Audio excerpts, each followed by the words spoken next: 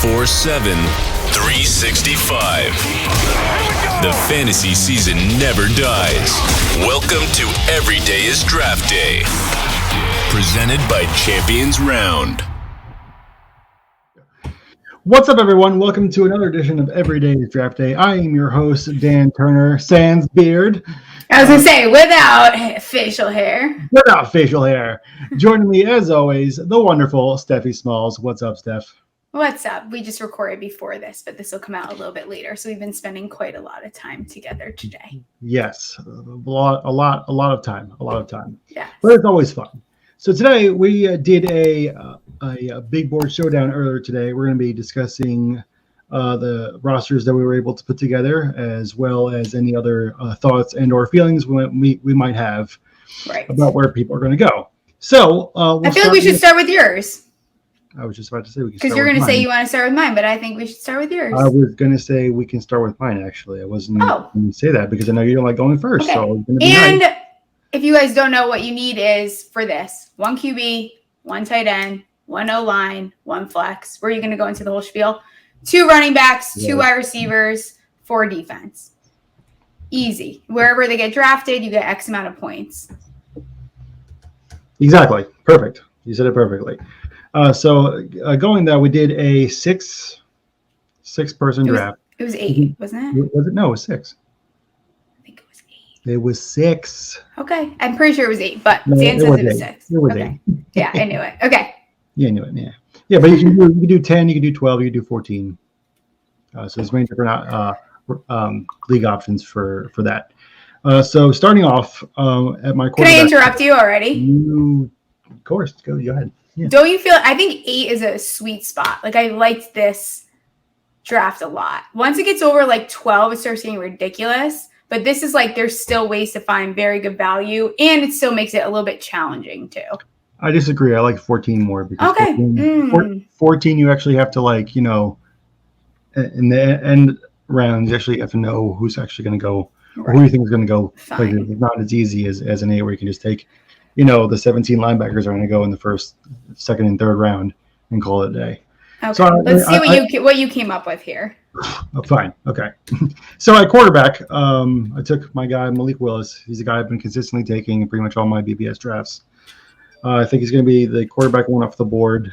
I think he's going to go early, definitely in the top 15. So I'm really happy to get him. And so I think I was drafting at the 8th spot in this draft. So I like that he dropped to me there.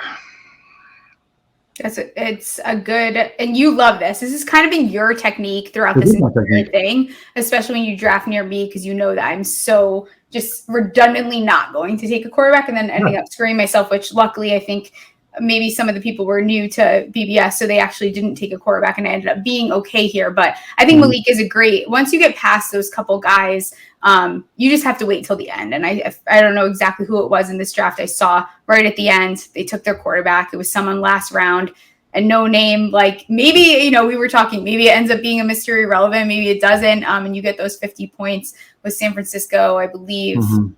Drafting there, you're probably not getting a mystery relevant quarterback in the first round. But I think Malik Willis, you know, again, is a safe option for 1, at least the first round, and 2, you know, you're probably getting top 15 upside there. Yeah, exactly. I think, you know, doing a couple more of these now that I got under my belt, I think in general, the depth of how many defensive guys are going in that second round, it's okay for me to just leave it alone until the later part of the draft, which is what I did here. And then focus on like the running backs and the receivers that, you know, they fall off a cliff a lot quicker than the defensive guys do. So speaking of running back, I went with Isaiah Spiller and Zamir White as my running backs. I think Spiller is the number 3 running back on my rankings, behind Hall and Walker. I think he'll be probably. I don't really think. We haven't projected. We haven't at round 5. I don't know. I think at least one of those guys is going to go. I think he's going to go a little higher than round 5. Yeah. So I was happy to take him there. And then Zamir White. You know, a lot of people are talking about Cook, and he's worthy of the praise. But I think a lot of people are sleeping on Zamir White there. I think he's just as solid as a running back. I think, he could go he might go in round 5. But as my second running back, I didn't really have a problem with it there. So for my wide receivers, it took Treylon Burks, who I definitely see him coming off somewhere in the middle to late first round. He can go anywhere from like the Eagles at 15 to the end of the round.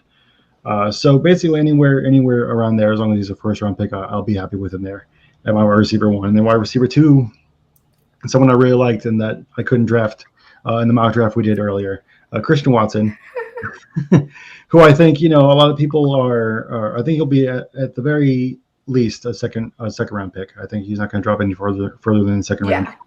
And then you get safety there too, because if scouts end up being a little bit lower on Burks, I think that maybe pushes Watson's value up a little bit. He has a dad stamp there for myself and one of those guys that I really like. But I think, again, like, he's one of those guys that he might just end up being one of those first round surprises. But he's most likely going to go in that second round. So there's a little bit of security there with taking, a Treylon.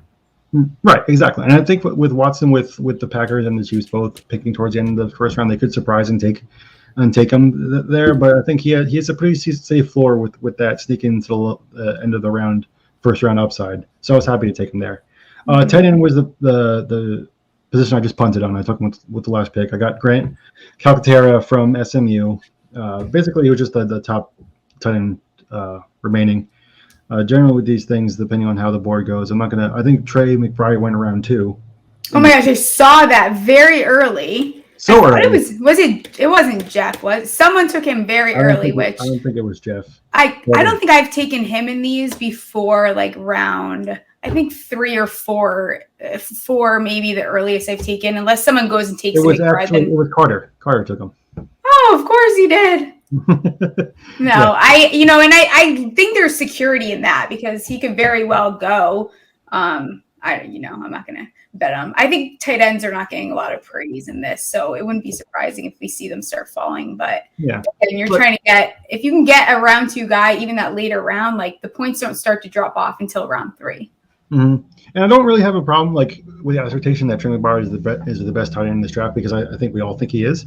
I think taking him around 2 there in the BBS format is a mistake because you have a couple of other guys like Dax Hill or something that are going to be like late first round guys that are going to get the most points. It isn't about like who's the most talented guy; it's where everything is going to be taken, which is hard. I think a lot of times because we're in that mindset of always take the best guy. Right. Exactly. But I think that in terms of point like allocation, it'd be smarter to take one of the defensive guys that are. Or even one of the wide receivers that are there, I can go in the first. But I digress. All right, so I doubled up on O-line. I have an O-line on my flex. I took Kenyon Green and Tyler Linderbaum. In the mock draft we just did, they went in the late first round, so I feel pretty happy with both of them. I figure I can get at least 12 points from both. Right. At a minimum, they're definitely going in the first round at some point, so I'm happy with that. And if you don't, I feel like, again, you'll probably get it on at least one of them, and then you're going to get at least a second round out of them. So that's where you're still getting those points. Right. So, and then for defense, I went and sniped you a bunch of times. I know. Which made me very happy. Honestly, that was the best part of the draft for me. I went Lewis Sign and Daxton Hill back to back. I think Hill is being talked about as a potential first rounder now, so I'd be really happy if he snuck in there. I think Sign's going to go in the top end of the second round. He's still not going to get below the second round, so I think it's a safe floor. And then I went linebacker with Damone Clark and Nick Bonito. So again, these guys, there are plenty of linebackers that are going to go and secondary players that are going to go in the second round.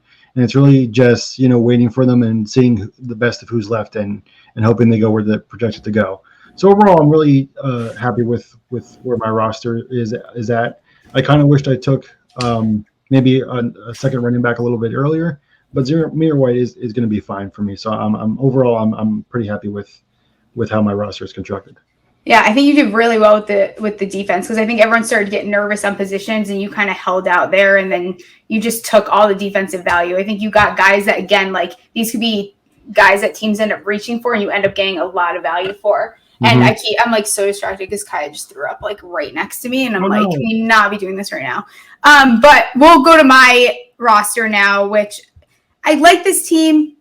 Probably not my favorite that I've done, but I think again, the projection points and where I think they maybe will go differ. So I got Sam Howell. And like we talked about, I got lucky there because you took Malik very early and I was able to snag him a little bit later. He's someone we're still like, could he go with that last pick to the Lions? He could. I mean, but you know that you're definitely getting, I think, a second round pick out of him. It would surprise me if he falls to that third round. So there's solid value there. My running backs, again, don't love. I kind of dodged this position because they were flying off the board. And again, there's a little bit of this drop off. Like I even saw, I mean, before I took these two guys, even like the Damian Pierces of the world, the James Cooks of the world, like they were gone. So I went Brian Robinson and Zaquandre White, which again, both of these guys, one of them is probably looking more towards round 3 in Robinson. And then White might surprise people. He's probably more of a 5-6, but I think he could end up sneaking in again to that 4th round if there's a team that does love him. My wide receivers, I'm a big fan of. So I have Chris Olave, which I think we're going to see him go in that 1st round. Hopefully, because I forget who was still there when I took Alec Pierce. He's projected round 3, but it wouldn't shock me if there's a team that likes him and takes him maybe towards that back end of round 2. And then tight end, I got Isaiah Likely. This is my first time having Likely in this draft. I know everyone was very excited about him. He kind of fell off a little bit there after the combine, but I still think there's going to be a team, because there's a lot of teams that are very tight end needy this year, despite all these big contracts that we're seeing. I can see Isaiah Likely, I think we can agree that round 3 he should go. I don't know that he's gonna go in round 2, but round 3 he should go, if not very early round 4. And I think that's fair, right? Yeah, absolutely. I think that's a perfect place for him. I really just to interrupt you real quick. I really like how you picked Alec Pierce too, especially like now as the draft's coming closer, you're seeing a lot more people talking about him maybe moving up a little bit in the draft. So getting there, we projected him at round 3, but I think he goes a little bit higher, and that's a good place to get points for you. Yeah, exactly. I totally agree. And I think when I look to, this was another draft where wide receivers were flying off. Like Calvin Austin was already gone, like very, very early. So you get to a position where I just started like ignoring that and going a different direction as far as wide receiver went. So I hated my first pick, and I kind of deeply regret. I don't deeply regret it because I guess it's not awful from picking at the 7th spot. I did take Charles Cross. I think there's a chance that the Giants do take them at 5, so maybe he has that upside there to maybe go in the top 5. There's a lot that's circulating around him going, and the Giants liking him a lot there. I think regardless, he's going to go early. He's one of those top guys. There's some people that have him as his OT1, so I don't hate that at all. No. Pete Freire, another one. I still see him again going a little bit higher. He's someone that people are forgetting about. Once these guys that you're hearing a lot about go, he's going to be sitting there, and that's kind of an easy 10 points as far as this point system goes. Sauce I think is a great pick, obviously, because I think he's a top 10 pick. I don't know that if he falls out of the top 10, I would be shocked. So I think, again, he has the dad stamp, or we're all for it.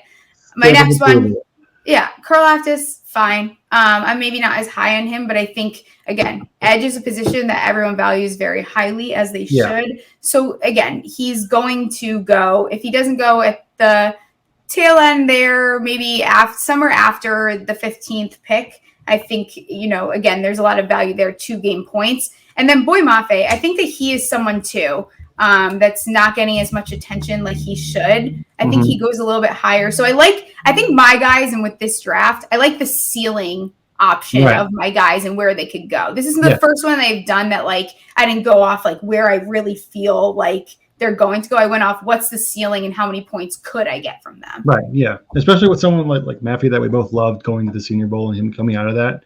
I think that, and like you said, Karlaftis and the defensive end spot is something that always goes a little higher than anyone really projects, based on everyone needs one. So for those two guys to to last that long and to fill out the rest of your roster. Those are really good picks there. Right. I agree. Well, obviously it's my team, but I think that what I'm learning from this is like to scroll too, because there's guys that I think are falling, especially as far as defense goes. Like I saw Travis Jones, like I think he actually went in like the 6th or 5th round, which is crazy to me because if he doesn't end up sneaking into the 1st round, like he will be a 2nd round draft pick for certain. And someone got him very late. So they're stacking points way later on. Yeah, absolutely. So, going like it seems to be that we're kind of like going the same way draft wise after doing a couple of these. I think going for the guys that are early, not reaching for guys if there's nothing there, and then stacking up the guys that we think are going to go and get points. And like we said, like how the rankings are, there are going to be guys that you may have to scroll down a little bit, but they're going to be guys that are going to be outperforming the guys that may be going a little higher. So you just have to look for them and then fill out your roster like that. Exactly. Even O-line, I think O-line is a really nice flex option too, because if you see guys flying off the board, whatever it is, and you see one of these linemen sitting there, you take a penning if he happens to fall, and we're talking 1st round value, like a Zion Johnson, that there's so much value there. Yeah, that's something I've been doing a lot, is doubling up on offensive line, because you see a guy in the 3rd, 4th round when Kenyon Green and Linderbaum are still there, and those guys are definite 1st round picks. So you're gonna get that value in that late in the draft. So I can't say no to that. Agreed. This was a good one. We're gonna keep doing more. We should probably do another one of these. We were saying we'll go over the whole board. Maybe we'll do a live one like we did. I mean, we could do another one Friday, maybe. Like a 12 team, something like that, and do it live the way we did. But I love these. They're helping me think more about the draft board and the draft itself too. And I think it's awesome. You can make your own too. Like if you guys want to draft with us, don't draft with us. It's fine. Yeah, it doesn't matter. Like you can make your own. You can, it could be a $2 buy-in, $10 buy-in, whatever you want to do. But they're a blast. I absolutely love them. Yeah, it's really getting me out of the mindset of just like who's the best player, and it's more into like where are they going to go? Like matching them up to what team needs what position, and then seeing where in the actual draft where they're going to land. So it's really helping me like expand my knowledge of I agree. I agree. Do it for this edition of Everyday Draft Day. As Steph said, we'll be doing a lot more of these in the coming weeks, both the Real Mocks and BBS. So be sure to stay tuned at Champions Round for all your NFL draft needs, strategies, tips, the two of us bantering, whatever floats your boat, honestly. Yes. Is there anything you'd like to add, Steph? Anything more about my case? I don't think so. I think we're also going to be doing like individual ones where you can play with Dan, play with me, play with Jason. But look forward to everything. I'm so excited for the draft. We're getting close. Just a day over a week. 8 days away. Freaking awesome. I can't wait. Yes. All right. So for Steph, I'm Dan. Have a good day, everyone. See y'all. My face is